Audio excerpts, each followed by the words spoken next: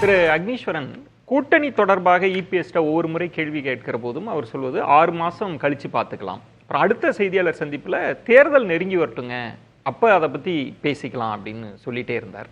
ஆனால் விரைவாக உறுதி செய்வதற்கான காரணம்னு நீங்கள் எப்படி புரிஞ்சுக்கிறீங்க? இதற்குள்ளே என்ன கணக்கு இருக்குன்னு நினைக்கிறீங்க? இல்லை, ஒரு கணக்கும் இல்லை சார்.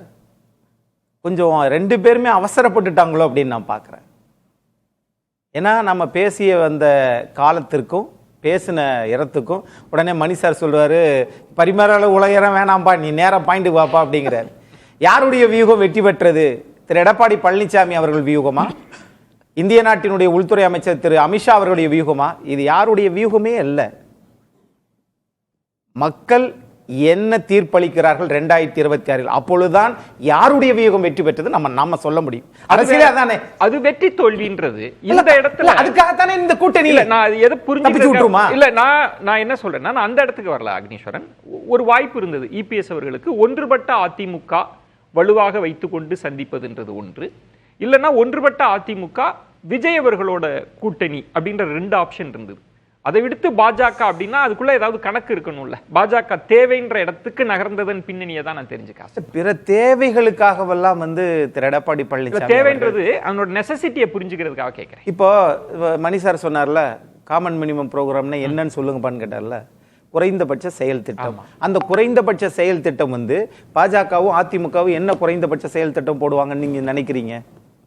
இவங்களுடைய குறைந்தபட்ச செயல் திட்டம் என்பது மாநில உரிமை.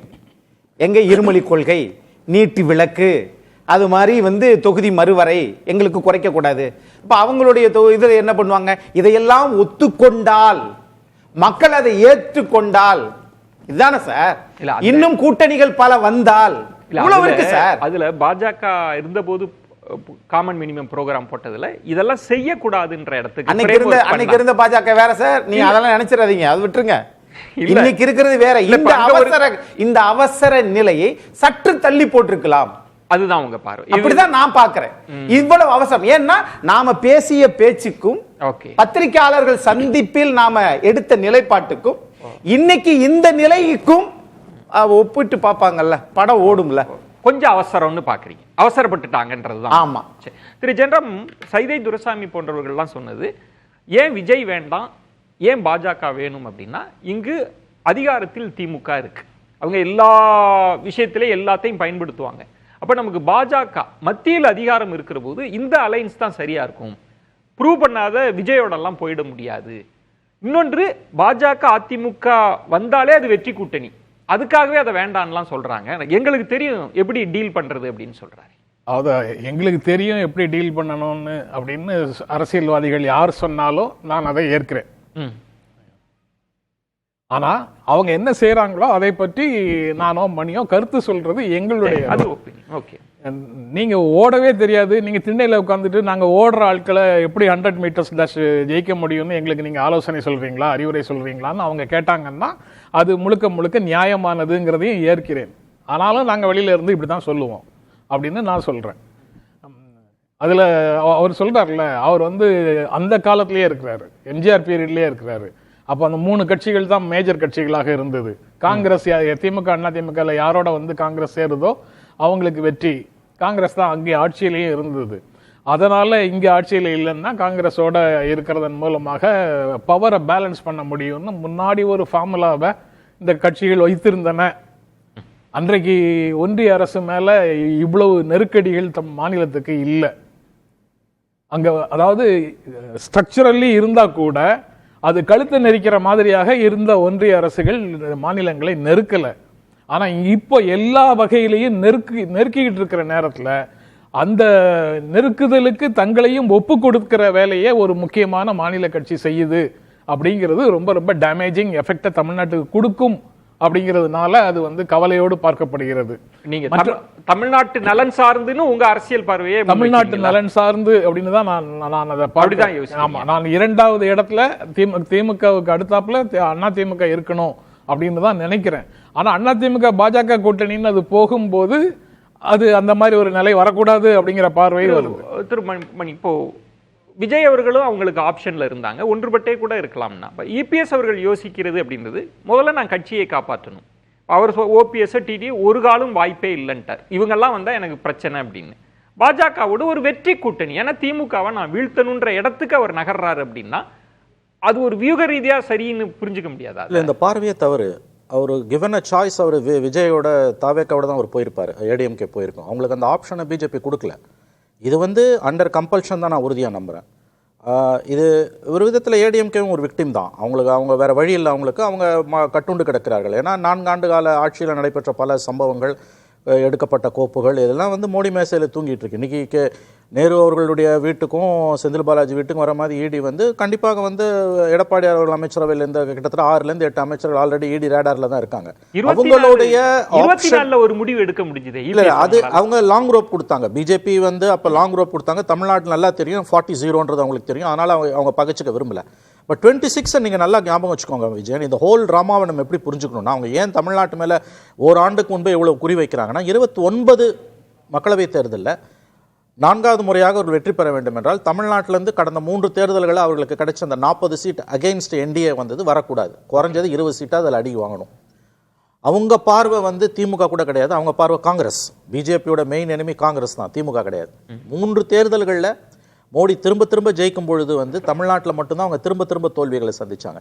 29ல் 4வது முறையாக ஆட்சி அமையணும்னா அவங்க இப்பயே பிளான் பண்ணுறது காங்கிரஸை வீக்கெண்ட் பண்ணணும். காங்கிரஸை வீக்கெண்ட் பண்ணணும்னா திமுகவை வீக்கெண்ட் பண்ணணும். திமுக கவர்மெண்ட் இங்கே இருக்கக்கூடாது.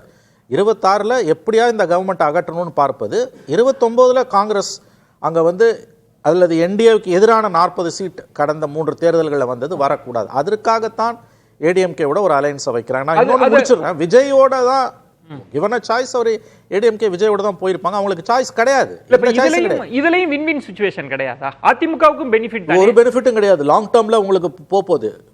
அவங்க வந்து இபிஎஸ் சிஎம் இருப்பாரு.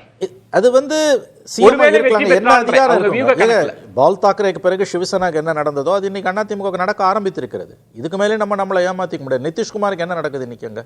ஆகவே இவர்கள் ஆட்சியில கூட இருக்கலாம், முதலமைச்சராக கூட எடப்பாடி இருக்கலாம், அதிகாரம் பூரா அங்க இருக்கும். ரமேஷ் சேதுராமன் இது ஒரு நெருக்கடி கொடுத்து அதிமுகவை கொண்டு வந்துட்டாங்களா?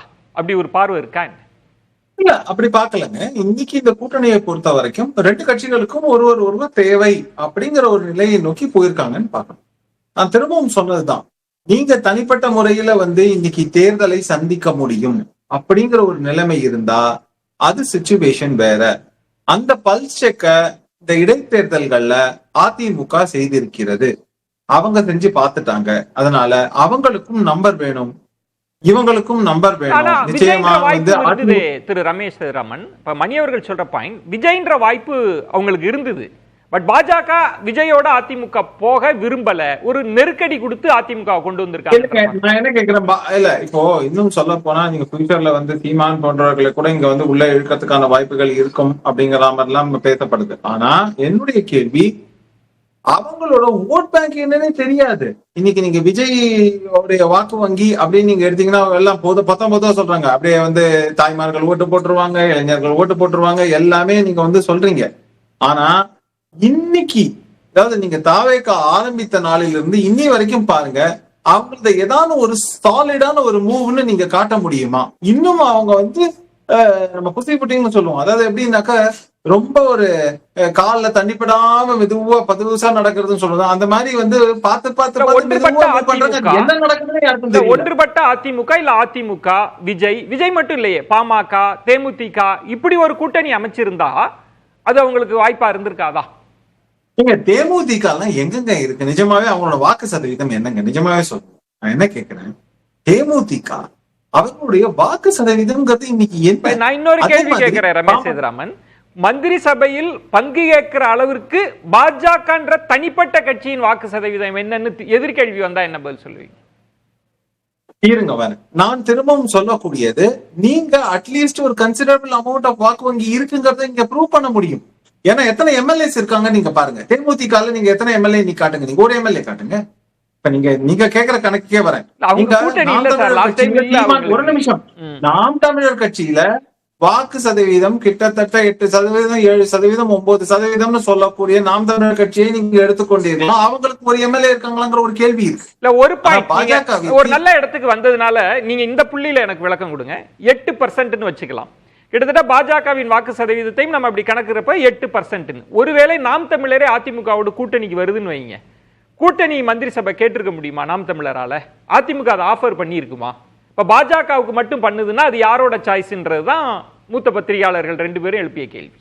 அதிமுகவோட சாய்ஸ். ஏன்னா இன்னைக்கு அதிமுக தலைமையிலான, அதாவது தேசிய அளவில் பாஜகவின் தலைமையிலான என்டிஏ, இங்க தமிழகத்தை பொறுத்த வரைக்கும் இந்த கூட்டணியானது அதிமுக தலைமையில் தான் நடைபெறுகிறது அப்படிங்கிறது பல முறை தெளிவுபடுத்தியாச்சு. அப்படின்னு இருக்கும்போது இதுல உங்களுக்கு கன்ஃபியூஷனே வேண்டாமேங்கிறது என்னுடைய பார்வை. இப்ப பயன்படுத்தப்பட்டது அதிமுகவை கபலீகரம் செய்து விடார்கள்னா பாஜக சொன்னாங்க. இப்ப என்னுடைய கேள்வி ஒன்னே ஒன்றுதான், அப்படி செய்ய வேண்டும் என்று அவர்களுக்கு எண்ணம் இருந்திருந்தால் என்னுடைய கேள்வி, இந்த 5 ஆண்டுகள்ல அவர்களால செய்திருக்க முடியாதா? என்னுடைய கேள்வி தொடர்ந்து இது 3வது முறை ஆட்சியில். இந்த புள்ளியிலே நம்ம நிறைவு சுற்ற கூட நம்ம நகர்த்த முடியும்னு நினைக்கிறேன்.